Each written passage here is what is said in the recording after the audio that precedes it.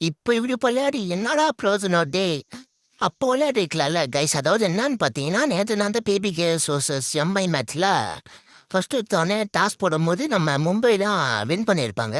அப்ப toss win பண்ணோனே choose to பவுலிங்னாங்க. பிகாஸ் பஞ்சாப் டிஃபெண்டிங் பண்ண வராதுன்னு நினச்சிருப்பாங்கன்னு நான் நினைக்கிறேன்.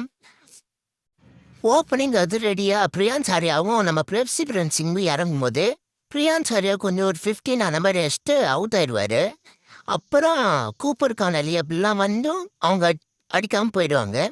அப்போ ஸ்ரேயஸ் ஐயர் இந்த மேட்ச்சுமே அடிக்கல. 4 ரன்ஸு 2 பால்ஸ்லேயே அவுட் ஆயிருப்பாரு. ஸோ இவ்வளோ ரன்ஸ் பண்ணதுக்கு முக்கியமான காரணமே நம்ம எம்மியோடைய ஷர்துல் தாக்கூர் தான். அவர் வந்து 4 விக்கெட்ஸ் எடுத்திருப்பாரு.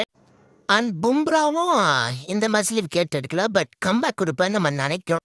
அப்புறம் பார்த்தீங்கன்னா நம்மளுடைய பாஸ் வந்து ஒரு விக்கெட் எடுத்திருப்பாரு. அப்புறம் நம்ம தீபக் சகர் வந்து ஒரு 2 விக்கெட் எடுத்திருப்பாரு. அதுக்கப்புறம் வேற யாருமே அவ்வளோ விக்கெட் எடுக்கல. பவா விக்கெட் எடுத்தாரு. ஒரு லாஸ்ட்டாக அடிச்சு பிடிச்சி ஒரு 200 ரன்ஸ் சேசிங் பண்ணியிருப்பாங்க. இதில் இந்த 200 ரன் வந்ததுக்கு காரணமே நம்ம பிரப்சிம் சிங் தான்.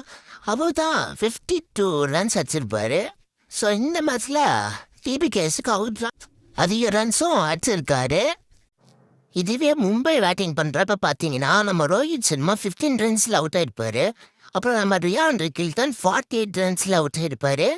அண்ட் வேறு யாருமே அவ்வளோ அடிக்க. பட் ஒருத்தவங்க மட்டும் அடிச்சாங்க. ஸ்டார் பாய் நம்ம திலக் வர்மா வந்து 6 சிக்ஸர்கள் 6 ஃபோர்கள் தெருக்கு விட்டு 33 பந்துகளில் 75 ரன் வச்சிருப்பாரு.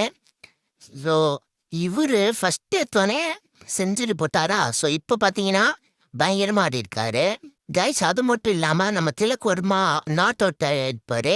அண்ட் நம்ம வில்சக்ஸ் கொஞ்சம் 25 ரன்ஸ் வச்சுட்டு நம்ம மும்பையை வின் பண்ண வச்சுருப்பாரு.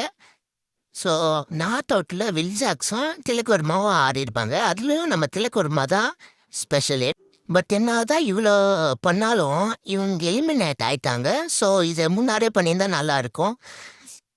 மீண்டும் ஒரு வீடியோ சந்திக்கிறேன். Bye guys.